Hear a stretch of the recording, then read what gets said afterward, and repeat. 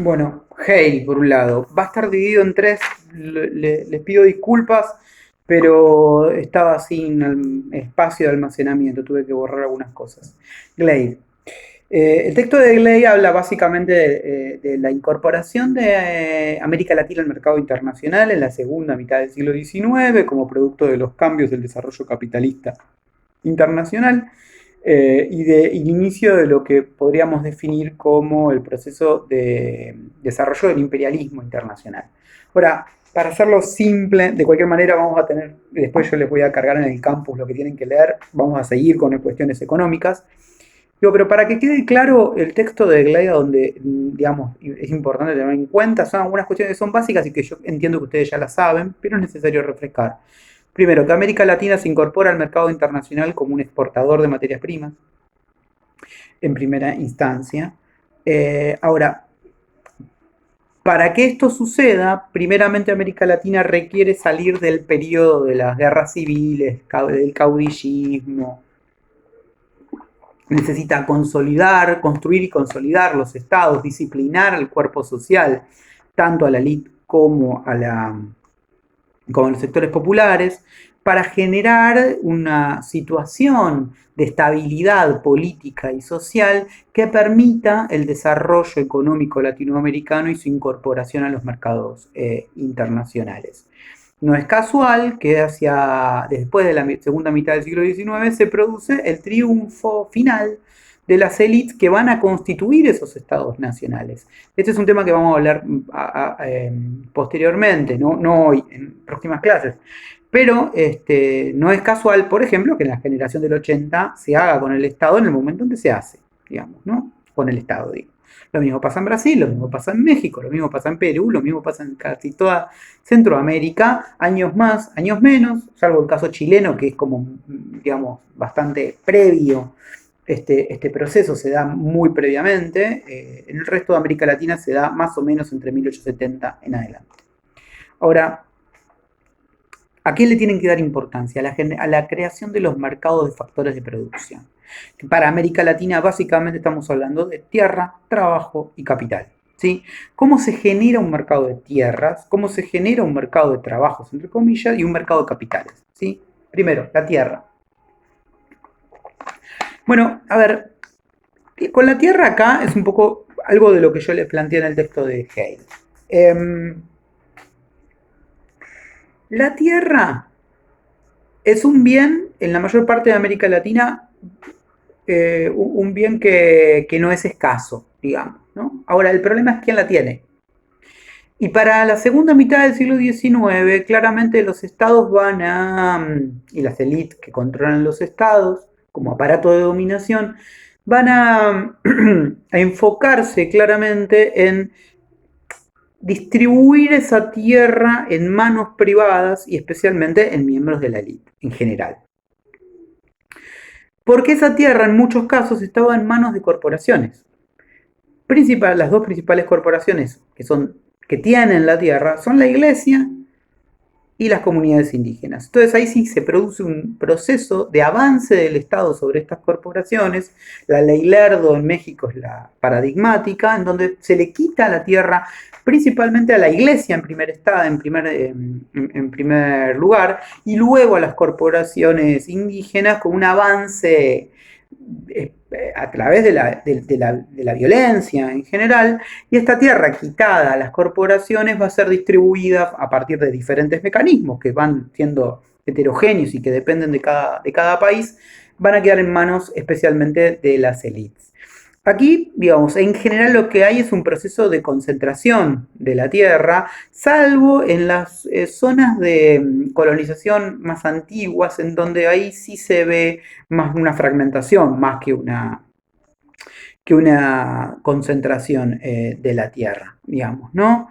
Eh, Ahora, por otro lado, tienen que tener en cuenta que para el caso, por ejemplo, de la minería, lo que hay es concesiones de tierra estatales a las empresas internacionales para la explotación minera, u otra cosa que sucede muy a menudo es que Digamos, para poder producir este desarrollo económico es necesario la construcción y generalización de todo un sistema de infraestructura.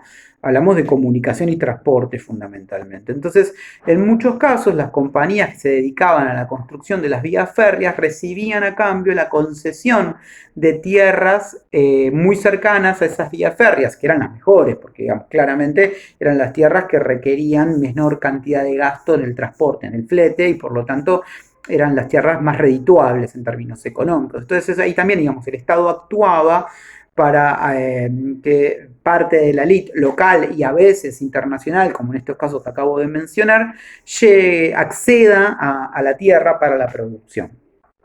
¿Sí? Ahora, por otro lado, este desarrollo económico latinoamericano va a permitir una revalorización de la tierra, digamos, ¿no? Y los precios de la tierra van a subir un montón, beneficiando la concentración de la tierra en manos de los principales capitales locales e internacionales. El trabajo. Bueno, podríamos decir que cuando hablamos de mercado de trabajo, no sé si podemos decir que se produce en estricto sentido un mercado de trabajo en términos capitalistas, entendido como un espacio en donde libremente la mano de obra vende su fuerza de trabajo. Esto en algunos casos sucede, especialmente en lugares donde la mano de obra es muy escasa. Por ejemplo, en algunos lugares de la Argentina, donde realmente el trabajador vende libremente su fuerza de trabajo a cambio de un salario, digamos, ¿no? Que se supone que eso es la modernización del sistema laboral. Lo que termina sucediendo en realidad es que en muchos casos de América Latina lo que hay es una utilización de métodos extraeconómicos para la movilización de la mano de obra. Métodos extraeconómicos como, por ejemplo, leyes de labores obligatorias, como en Guatemala, como en Bolivia, donde se obliga a los sectores populares indígenas campesinos a trabajar en las haciendas, a trabajar en las estancias, por obligación legal y casi por el mero hecho de ser indígena, digamos, ¿no? O, por ejemplo, otro método muy común es el endeudamiento en las haciendas, lo que se denomina la tienda de raya o el enganche, que es básicamente que muchos trabajadores que se acercan a una hacienda, por ejemplo, una hacienda penequenera en el sur de México, se le paga con vales que solamente son cambiables en la tienda de la raya. En la tienda se venden alimentos con precios muy inflados, produciendo un endeudamiento. Este endeudamiento inhabilita al trabajador a poder circular e irse, digamos, ¿no? Casi que lo obliga al trabajador a continuar ahí. Ahí se utiliza un método extraeconómico, la violencia, para obligar al trabajador a quedarse en ese lugar y seguir trabajando en ese espacio. O, por ejemplo, estancias o haciendas o plantaciones que lo que hacen es producir un adelanto al trabajador y el trabajador ya arranca trabajando con una deuda que en general nunca termina de poder pagar, porque es un régimen leonino, digamos, ¿no? Entonces, ahí hay un Estado que utiliza, mejor dicho, digamos, el empresariado, los dueños del capital y de los medios de producción utilizan medios extraeconómicos para obligar a los trabajadores a trabajar, siempre obviamente con la anuencia del Estado que actúa a favor de los intereses de los más poderosos. Por otro lado, no olvidemos la inmigración como parte de recursos para generar este mercado de trabajos, ¿no? La inmigración en América Latina, digamos, en realidad está como concentrada a básicamente 3 países, que son países que han recibido una gran inmigración, que es Argentina, Uruguay y Brasil, pero que estados que actúan para atraer una inmigración principalmente europea. Y por último, los capitales. ¿De dónde salen los capitales? Son básicamente de los centros productivos y financieros de ese capitalismo internacional. Esos capitales son fundamentalmente europeos y norteamericanos. Según cada país hay una hegemonía mayor inglesa o norteamericana, aunque digamos también hay capitales alemanes, franceses, belgas. Y ahí lo que hay que diferenciar son básicamente 2 cuestiones. Lo que serían las inversiones directas y las inversiones indirectas para el acceso de América Latina a esos capitales. Por inversiones directas van básicamente a 2 lugares, digamos, ¿no? Infraestructura perdón, a directa, perdón, indirecta, sépanme disculpar, indirecta básicamente dos lugares, todo el sistema financiero, bancos, que son de capitales internacionales, e infraestructura. En general lo que hace el Estado es tomar préstamos para construir las vías férreas, los ferrocarriles, los puertos. Y por otro lado, una inversión directa que va, por inversión directa se entiende, por ejemplo, los empréstitos, los préstamos, la creación de una deuda externa que va a tener América Latina, y por otro lado, inversión directa a producciones concretas. Básicamente lo que luego verán en muchos casos son los enclaves, digamos, ¿no? O sea, cuando hay una explotación directa de capitales internacionales de un producto en concreto de América Latina. Por ejemplo, la minería. Como la explotación minera requiere de inversiones muy grandes, América Latina carece de esos capitales, digamos, las élites, las burguesías, entre comillas, latinoamericanas carecen de esos capitales para por sí mismas encarar ese proceso de desarrollo minero y son muchas compañías internacionales las que invierten para el desarrollo de la minería. O las plantaciones. En Cuba, por ejemplo, las plantaciones de azúcar en muchos casos provienen de capitales norteamericanos, digamos, ¿no? Eh, entonces, en ese caso son capitales directos, ¿ok?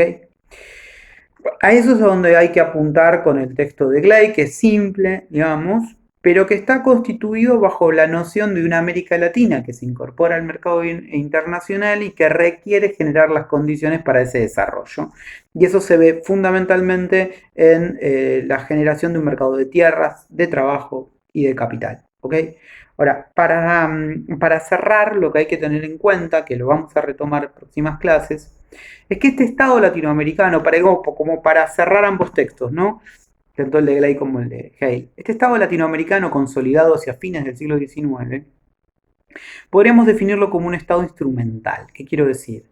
El Estado es un instrumento de los sectores dominantes, de la clase dominante. Es un Estado que actúa en beneficio de este sector que gobierna o que tiene el control del Estado y que utiliza ese Estado como una herramienta a su favor, a través de las leyes, a través de la violencia, a través de diferentes mecanismos. Hasta acá dejamos, nos volveremos a ver en una semanita.